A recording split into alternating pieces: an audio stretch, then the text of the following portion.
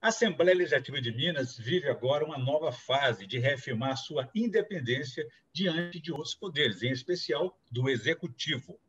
Quais são os obstáculos e resistências dessa mudança de postura? Como tem sido avaliado externamente pelo governador, pela opinião pública e internamente pelos próprios deputados? Eu converso agora com o responsável por essa nova realidade do Legislativo Mineiro, o presidente da Assembleia, deputado Agostinho Patrus, do PV. Presidente, obrigado por aceitar o nosso convite para essa entrevista. É um prazer falar com o senhor. Muito obrigado, Orion. Uma alegria poder estar sempre falando com você e falando um pouco de Minas Gerais. Muito obrigado. Bom, estamos encerrando o ano, um difícil ano, atípico ano, presidente, e também o primeiro mandato dessa gestão do senhor na presidência da atual mesa diretora.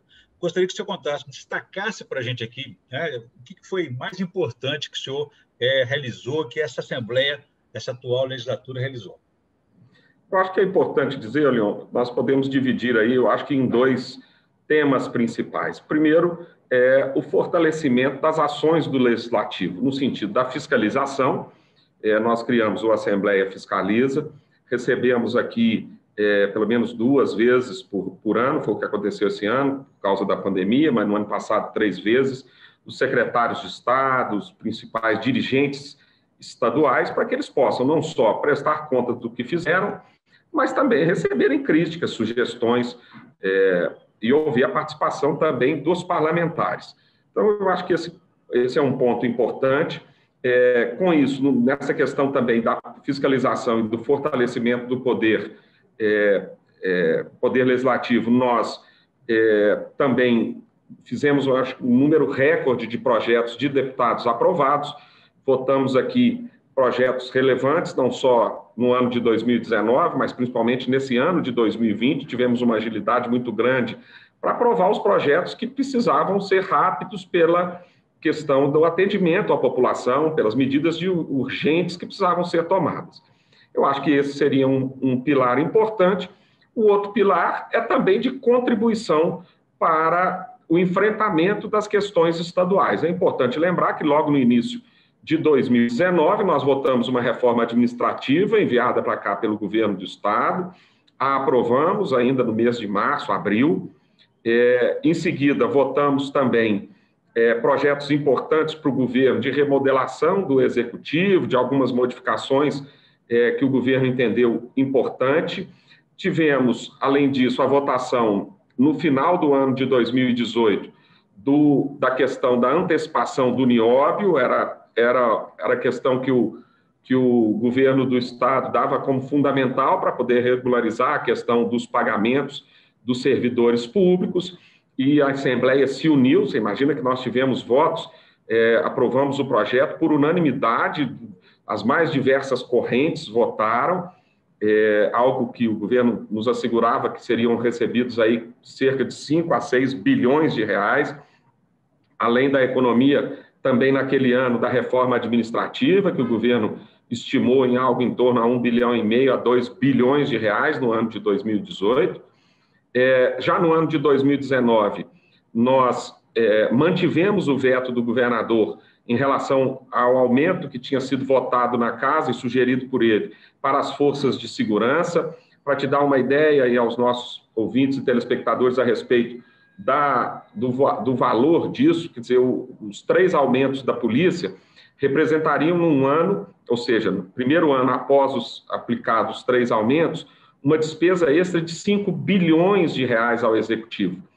E ao concordarmos com o governador, depois que ele fez as análises de que o aumento não seria bem-vindo naquele momento, a Assembleia manteve o veto e aí representou uma economia de pouco mais de 3,5 bilhões de reais. Votamos também a reforma da Previdência, segundo os dados do secretário da Fazenda, que teve na Assembleia e que apresentou a reforma. Ele vai gerar já no próximo ano algo em torno de 2,5 a 3 bilhões, ou seja, isso é um número praticamente de uma folha mensal do governo do Estado. Então, se nós somarmos esses valores todos aí, as reformas, além da melhoria também do funcionamento do Estado, de acordo com o que o governador apresentou aqui, a Assembleia deu uma contribuição muito expressiva. devolvemos cerca de 50 milhões de reais aos cofres públicos da economia que fizemos, realocamos 300 milhões de reais das emendas parlamentares para que pudessem ser aplicadas na saúde. Eu acredito que a Assembleia, nesses 2 anos, deu contribuições aí da casa de quase 10 ou 12 bilhões de reais para o Estado, que também é uma demonstração do nosso trabalho e do nosso esforço, porque nós, do Legislativo, queremos ver o salário dos servidores em dia, queremos ver investimentos na área da saúde, na área da educação, na infraestrutura do nosso Estado. Afinal de contas, a hora que nós começamos a não ter investimentos, nós começamos a dilapidar o patrimônio público, ou seja, aquela estrada que é um bem do Estado, ou seja, de todos os mineiros, ao deixar de ter a sua manutenção feita, ela começa a acabar, e é o que infelizmente tem acontecido. Então a Assembleia tem procurado, nesses 2 pilares, dar a sua contribuição, seja votando projetos que auxiliem o governo, como dissemos aqui, e falamos os valores, como também levar adiante esse fortalecimento do Legislativo. Muito bem, sem dúvida. E por mais que a Assembleia faça, presidente, vote projetos que mudem a legislação, atualizem, o mais importante que eu já vi nessa atual legislatura é essa mudança de postura, de reafirmar o papel institucional da Assembleia Legislativa, né? Quer dizer, não é mais uma experiência, e vamos entrar agora numa segunda fase, de tentar consolidar o resgate desse papel fiscalizador com a reeleição do senhor e da atual mesa diretora. As mudanças, elas existem para os 2 lados. Como é que o senhor avalia essas mudanças, os impactos que ela teve no meio político, especialmente do Executivo, na opinião pública e internamente entre os próprios deputados? De forma muito positiva. Nós temos a percepção de que a população enxergou isso de uma maneira muito positiva. Afinal de contas, se nós temos poucos recursos públicos, é fundamental que eles sejam fiscalizados, que eles sejam usados com eficiência, com ética, com cuidado, porque já que são tão poucos, não quer dizer que quando tenha muito, não precisa ter o mesmo cuidado.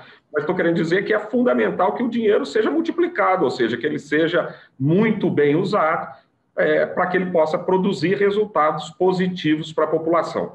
Nós trabalhamos em conjunto, tanto com o governo do Estado, quanto com o Tribunal de Justiça, são os 3 poderes, e temos atuado de forma muito harmônica nesse sentido.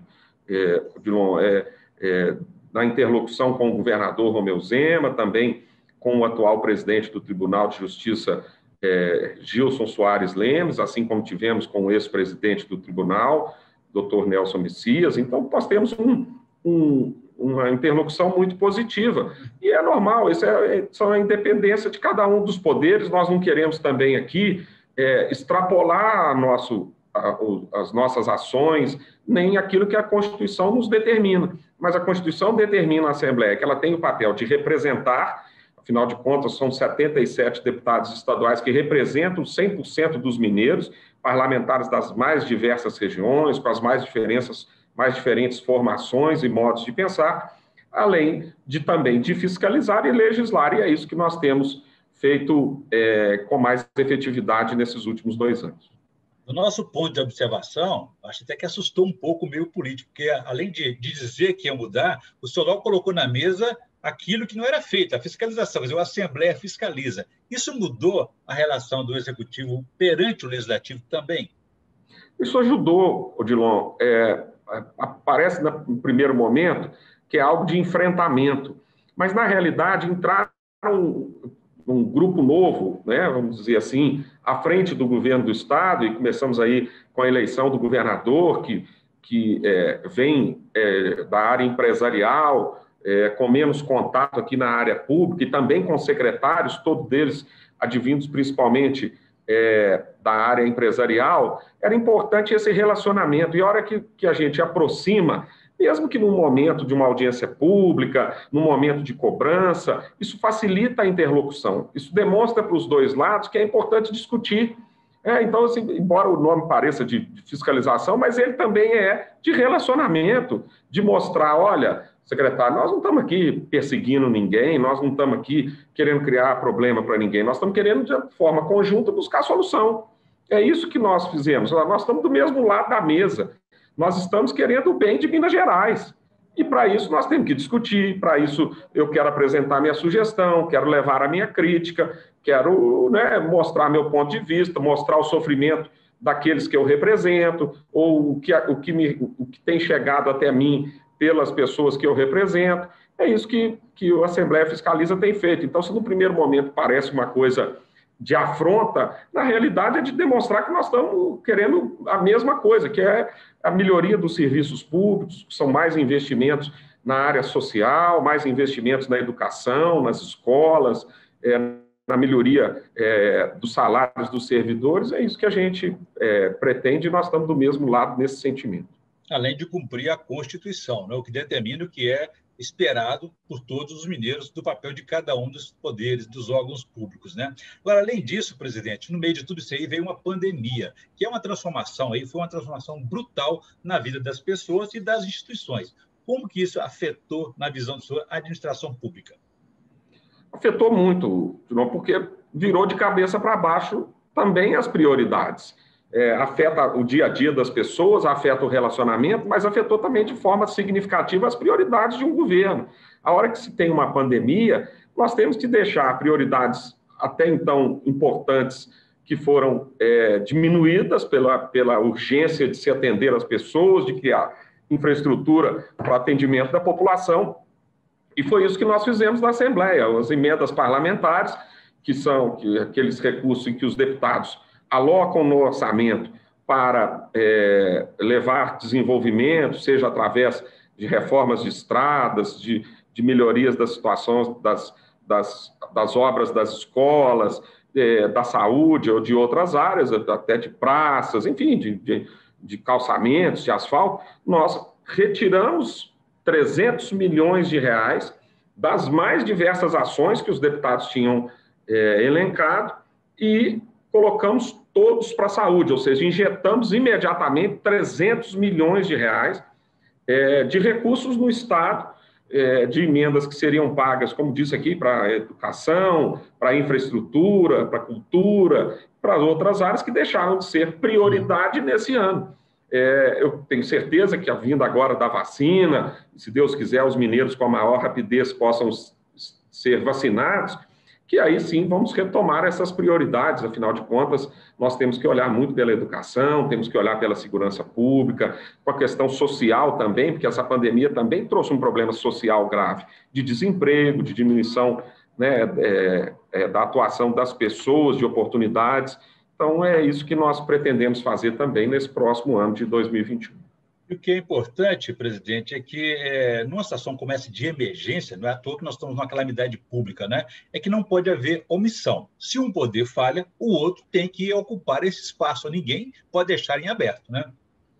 Sim, é exatamente isso. Foi por isso que nós mantivemos a Assembleia aberta, funcionando, criamos aqui o primeiro sistema inteiramente desenvolvido na Assembleia para as votações remotas. Nós temos recebido a visita de várias outras assembleias do Brasil que estão muito interessadas em levar também esse projeto desenvolvido pelos servidores da Casa, e demos respostas rápidas, seja na questão da calamidade do governo do Estado e também das prefeituras, mas fizemos, por exemplo, a primeira legislação obrigatória do uso de máscaras do Brasil inteiro. A Câmara Federal demorou 4 ou 5 meses para fazer, as prefeituras também demoraram um tempo grande para poder mandar as legislações, né, para serem aprovadas. Então, até um projeto do deputado Alencar da Silveira Júnior, que foi rapidamente aprovado aqui, além de outras ações, né, de aumento da possibilidade de contratação de servidores para a área da saúde, de realocar os recursos também no orçamento do governo do Estado, robustecendo o orçamento da Secretaria de Saúde. Isso tudo nós fizemos com muita rapidez, porque nós sabemos que estava em jogo ali a vida das pessoas. Nós estamos agora entrando na segunda metade dos atuais mandatos, presidente, tanto da Assembleia como também do governo do Estado. Não há mais tempo para dar tempo, né? Todos esperam respostas e elas serão cobradas daqui para frente. O senhor prevê mais dificuldades para o governo do Estado, junto à Assembleia, na medida em que ele não investiu na construção desse apoio político, dessa base política, e nem busca convencer a Assembleia dos projetos que ele considera prioritários? Eu acredito, Orion, que nós todos aqui na Assembleia vamos votar o que for fundamental ao Estado. Foi isso que nós fizemos esses 2 anos. Votamos a reforma administrativa, proposta pelo governador Zema, votamos a reforma da Previdência, também proposta pelo governador, votamos também a antecipação do NIOB, que infelizmente até agora não gerou resultados ao Estado, mas era o que nós pretendíamos. Votamos também a manutenção do veto, que iria representar um custo grande, ou seja, a Assembleia tem dado contribuições importantes. É importante a gente fazer um paralelo com governos anteriores. O governo Pimentel, o governador anterior, votou no primeiro ano da Assembleia a possibilidade dos depósitos judiciais serem utilizados pelo governo do Estado. E votou também uma pequena reforma administrativa. No segundo ano, ele votou aqui um refis. Então, porque senão fica parecendo que a Assembleia não tem votado, a Assembleia tem votado os projetos que são fundamentais para o governo, que o próprio governo colocou como prioridade. Imagina que nós já votamos a reforma da Previdência e o prazo para votá-la é até dia 31 de dezembro, nós votamos em setembro, de agosto para setembro. Então, O que se pode confundir, presidente, é que a votação seja um cheque branco. Tem que ter a participação, o estudo e a avaliação dos próprios deputados, né? Sim, foi isso que nós fizemos. Inclusive, eu mesmo solicitei a paralisação do andamento do projeto aqui na casa para que nós pudéssemos ouvir mais as pessoas. Nós tínhamos dificuldade do problema do distanciamento, mas chamamos aqui os representantes de cada uma das áreas, dos servidores, do Judiciário, do Tribunal de Contas, do Ministério Público, todos tiveram voz e, mais do que voz, deixaram por escrito sugestões que nós, com o trabalho da nossa assessoria, agregamos num documento, passamos ao governo do Estado. Cada uma dessas propostas foi analisada, muitas delas acolhidas pelos relatores aqui na Assembleia. Agora, exatamente o parlamento tem essa função de discutir, de debater, de trazer as diferenças. O que nos faz um poder importante é exatamente a diversidade, é exatamente o choque de alguém a favor contra alguém, como se todos pensassem igual, não haveria discussão de novos temas, não haveria o crescimento das propostas originais. E por isso que a Assembleia tem esse papel, isso é o que o parlamento deve fazer. Isso, claro, demora um pouco mais de tempo, né, Orion? Na ditadura, o sujeito faz um decreto e acabou, né? Com 30 segundos está resolvido. Aqui, a gente tem que buscar o entendimento. Não se pode atribuir a responsabilidade do insucesso ou do sucesso da administração pública, do Executivo, à Assembleia Legislativa, né? Não, de maneira nenhuma. Nós temos votado os projetos mais importantes para o governo do Estado, como diz, estão dizendo aí de reforma administrativa. Nós votamos uma reforma administrativa aqui muito significativa que o governador trouxe, os próprios membros do Executivo falavam naquela época em algo em torno de 1 bilhão, 1,5 bilhão de reais de economia com aquela reforma administrativa. A reforma da Previdência mais 3 bilhões, 2 bi e meio a 3 bilhões, né? O NIOB mais 5 a 6 bilhões, quer dizer, se nós somarmos tudo isso aí, nós estamos falando em algo em torno de 10 bilhões de reais. Né? Agora, também a gente fala assim, pô, mas quer privatizar isso, quer fazer aquilo outro, isso passa por um convencimento dentro da casa. Né? Nós não somos aqui um local como as Forças Armadas, e que se dá uma ordem, todo mundo, nós não funcionamos, né, Orion, desta maneira. O parlamento tem que discutir as questões. E é esse o ponto que o governador tem colocado até no seu próprio balanço. Segundo ele, não conseguiu fazer mais porque não conseguiu apoio, não conseguiu aprovação de, por exemplo, a recuperação do regime fiscal, privatizações. Mas o processo tem que ser construído de maneira consensual, né? Sim, você imagina uma coisa. Eu tenho ouvido muito dizer a respeito da CEMIG, que a CEMIG não tem capacidade de investimento. O governo do Estado, Orion, tem na CEMIG uma participação inferior a 15%. Bom, então quem não quer investir não é o governo do Estado. Quem não quer investir são exatamente os sócios privados que têm 85%.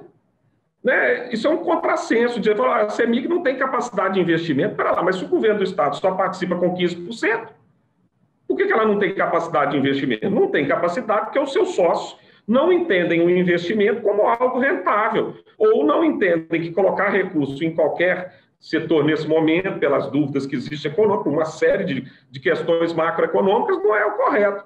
Mas dizer que uma empresa que tem 15% de capital privado não tem condição de investimento, me parece um contrassenso. Cadê os outros 85%? E que garantias nós temos que, se privatizada, o comprador a iniciativa privada vai investir o que é necessário num campo que é estratégico para Minas Gerais? Se a iniciativa privada é dona de 85% das ações e não põe o recurso com 85% das ações da empresa, por que o Conselho vai pôr? É isso. Está mal explicado. Está mal explicado. Eu não consigo entender, entendeu? Agora, essas questões têm que ser debatidas. Essas são questões que os parlamentares colocam para nós aqui no dia a dia.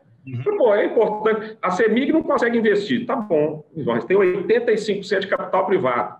Então, a hora que ela virar 100%, o capital privado vai pôr? Ou o capital privado não está colocando porque quer comprar os outros 15% na bacia das almas? Não sei dizer. Estou levantando hipóteses. Não é isso? Quer dizer, há um sucateamento do próprio capital privado, que tem 85% da empresa. Deprecia o preço principal dela e aí entregamos o nosso patrimônio.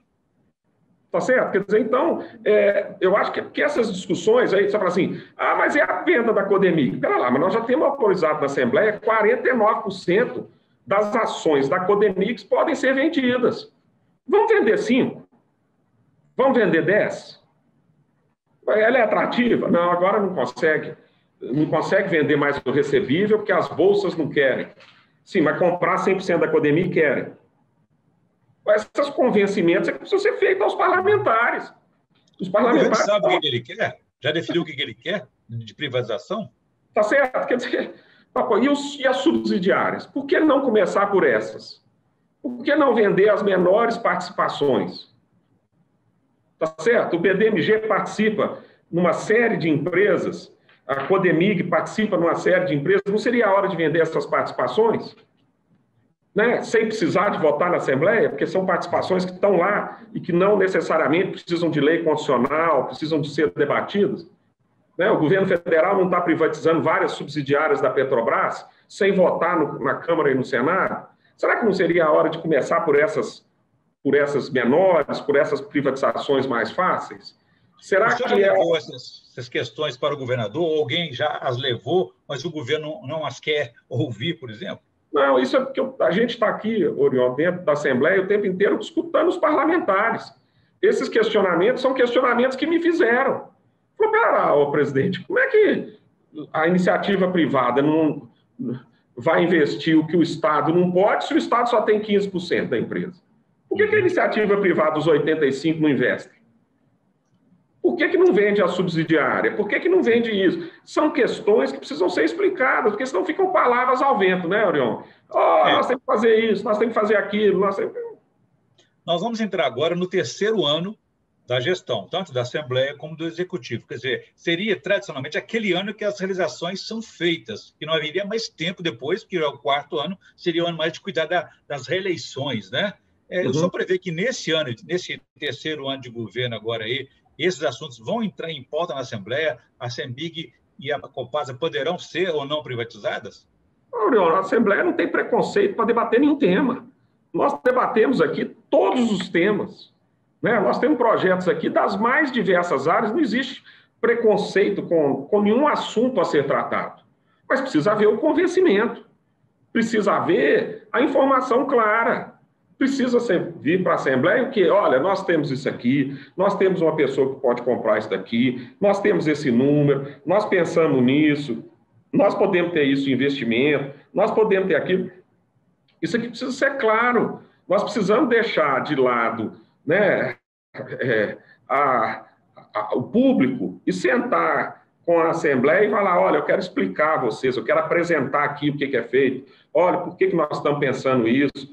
Isso não pode ser apenas uma bandeira de um partido, tá certo? Quer dizer, se for bom para Minas Gerais, é a bandeira de todos nós, não é de um lado ou de outro, ou de quem gosta disso, ou quem é a favor disso ou daquilo, tá certo? Os projetos que foram aprovados aqui são os mais diversos. Né? Falar que votar a reforma de Previdência, Mas como é que pode dizer que a Assembleia é contra qualquer ação do governo se a Assembleia vota a reforma da Previdência? Esse público ao qual o senhor se referiu aí seriam as redes sociais, a plateia? Sim, eu acho que a conversa tem que ser direta, né? Eu acho que tem que haver a interlocução. Uhum. Tá certo? Porque, olha, nós estamos pensando isso, nós estamos pensando aquilo. Essa semana está o zum aqui na casa, porque falaram que vai ter um projeto que vai juntar duas empresas, a Emater com a Epamig. Aí está todo mundo falando isso, o projeto nem aqui chegou. Será que tem isso? Será que já tem desgaste por uma coisa que aqui nem chegou? Entendeu? Quer dizer, porque as coisas são ditas e não são para cá conversar. Aí depois chega aqui já com um vai falar, isso vai dar muito problema e tudo. Porque falta essa discussão. Então, falta o diálogo do Executivo com o Legislativo.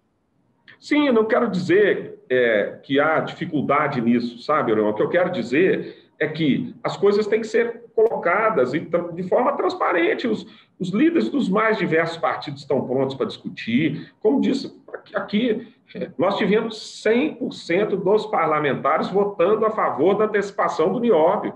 Parlamentares do PT, do PSOL, votaram a favor, do PCdoB.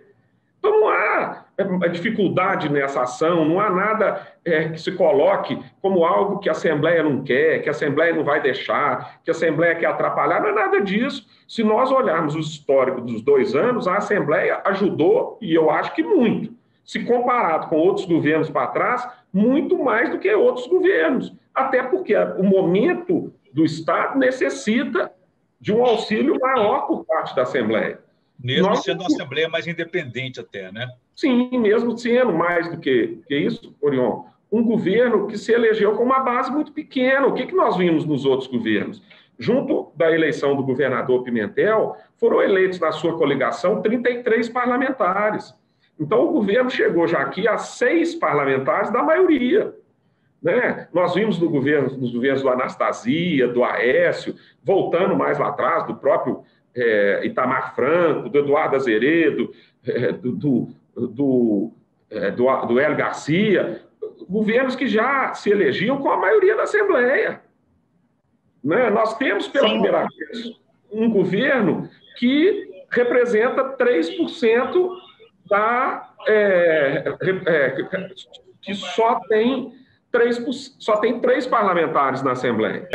Bom, eu queria que o senhor avaliasse para mim aí, no contexto dessas mudanças aí, na última consulta popular. O eleitor se manifestou, o cidadão se manifestou e também tivemos resultados que deverão influenciar aí os rumos da política mineira e das decisões também da Assembleia e do próprio governo estadual. Enfim, que o senhor avaliasse a entrada nesse cenário aí de um novo personagem, o prefeito de Belo Horizonte, reeleito Calil. Sim, nós tivemos o crescimento de grandes lideranças no Estado, Orion. O prefeito de Belo Horizonte foi eleito em primeiro turno. Nós temos na Prefeitura de Belo Horizonte disputas sempre muito acirradas, eleições sempre muito duras. O prefeito foi reeleito com um número grande de votos, uma margem importante, uma das maiores entre as capitais brasileiras, o que, claro, faz com que o seu capital político cresça. Nós tivemos outros prefeitos também no Estado que tiveram seu capital político multiplicado. Se citarmos aqui o prefeito de Betim, Vitório Medioli, que também se reelegeu com um percentual muito grande, o prefeito de Uberlândia, Odelmo Leão, que também se reelegeu com um percentual de votos grandes, o prefeito de Montes Claros, também da mesma maneira. São todas lideranças novas e importantes no sentido de que aumentaram o seu patrimônio político, vamos chamar assim, a sua força política, tiveram todos essa confirmação nas urnas. Muitas vezes se pretende adiantar 22 para agora. Nós estamos preocupados muito aqui na Assembleia com a questão da pandemia, com a rapidez com que a vacina chega aos mineiros e, acima de tudo, com a ajuda que nós pudermos dar ao Estado para que o Estado possa se viabilizar economicamente, ou seja, pagar os seus compromissos, honrar com os servidores públicos e gerar investimentos para o Estado. Afinal de contas, o Estado também é um indutor de desenvolvimento. À medida que o Estado começa a realizar as obras, a fazer investimentos, isso coloca dinheiro na economia. Então, essa é a nossa preocupação principal na Assembleia, embora eu sei que a vontade da mídia como um todo, de nós já começarmos a pensar em 22 é muito grande e é natural, isso acontece em todos os períodos, mas eu acho que nós temos um ano que vem de muito trabalho antes de chegarmos em 22 e, acima de tudo, de uma esperança muito grande de que as vacinas funcionem corretamente, que todos possam retornar às suas atividades normalmente. Uma última questão, presidente, a respeito do acordo da Vale. Como é que o senhor está vendo, está acompanhando essa definição ou esse adiamento, essa impossibilidade de acordo? Com muita expectativa. O governo tem falado em algo em torno de 50 ou 53 bilhões de reais, para te dar uma base do que isso representa, 50% do orçamento estadual, 50% do orçamento estadual, das receitas estaduais para o próximo ano. Então, a Assembleia aguarda a votação e, como toda entrada de recurso no Estado, vai passar pelo Parlamento. Eu vi hoje, e esses dias todos, que é uma reclamação, principalmente dos moradores de Brumadinho, dos atingidos em relação a serem ouvidos, a Assembleia vai fazer esse papel, vai trazer a todos aqui, porque, afinal de contas, como é no orçamento, o governo manda para cá uma sugestão de alocação de recursos. E a Assembleia define e vota aonde os recursos devem ser alocados. Assim que esses recursos começarem a entrar no Estado, será feita a suplementação por parte do governo, e aí nós vamos aqui na Assembleia discutir o melhor local para fazer os investimentos, quais os pontos que são importantes serem tratados, como atender essa população que não só é atingida no seu íntimo, no seu emocional, com a perda dos seus parentes, atingida também nas suas perspectivas futuras de como se desenvolver, de como educar seus filhos, de como levar adiante a sua vida. E esses recursos não virão carimbados, então? Eu não sei, para carimbar tem que combinar com a Assembleia, né? Porque a Assembleia é que vota o orçamento. Se os recursos entrarem no governo do Estado, tem que vir para cá. Eu acho que começar a decidir as coisas, sem discutir com o parlamento, sem ouvir a população, sem trazer o diálogo, isso vai acabar gerando problema, porque, vamos dizer, nós temos a competência para discutir 106 bilhões de arrecadação. E aí entram 50, a Assembleia não tem essa mesma competência? Não consigo entender. Ou seja, não pode ser no Judiciário decidir o valor e a destinação desses recursos sem passar pela Assembleia. Eu estou querendo discutir uma coisa, João, era o seguinte, lá atrás se dizia que o acordo, a Vale iria fazer as obras e entregar ao Estado. Tá certo? Esse é um acordo. Olha, eu vou fazer um hospital e vou doar para o Estado. Ele vai vir para cá para ser votado como, está integrando o patrimônio estadual, um prédio onde vai funcionar um hospital. Outra coisa a Vale vai fazer um TED, uma transferência bancária, para o governo do Estado. Isso vai entrar no orçamento. Entrou no orçamento, vai à Assembleia que vai definir a sua utilização. Agora, o governo manda as suas sugestões e como gostaria de gastar, como faz no orçamento. Tá certo? Agora, a legitimidade de aprová-lo, de rejeitá-lo, de emendá-lo, de modificá-lo em parte ou no todo é do parlamento. Quando o senhor fala em dar problemas, é um risco de improbidade administrativa? Não, é um risco de combinar uma coisa e depois não se realizar. Tá certo? Não é nada contra ver, nem ameaça, nem nada. Entraram 50 bilhões no Estado. Tem que vir à Assembleia para ser discutido onde será gasto. Até pela legitimidade do parlamento. Essa é a nossa atribuição. Nós votamos todos os anos o orçamento. Ok. Tá certo? E depois o Tribunal de Contas também vai fiscalizar, né, Bruno? Porque o Tribunal de Contas depois vai julgar as contas. Então, agora, nós não participamos da ação judicial, nem a Assembleia, nem o Tribunal de Contas, até porque não temos nada com isso. Quem tem que participar mesmo são as partes interessadas, o Ministério Público e o Judiciário. Agora, acabado esse entendimento, se ele ocorrer, ele passa a integrar o patrimônio estadual. A hora que passar a integrar o patrimônio estadual com esses recursos, será enviado à Assembleia um projeto de realocação dos recursos estaduais. E nós estamos prontos aqui para discutir isso também. Ok. Mais alguma coisa, presidente? Não, só isso. Muito obrigado. Obrigado pela gentileza. Sempre pelo carinho. Estou sempre à disposição aqui. Muito obrigado. Até a próxima. Abraço. Obrigado.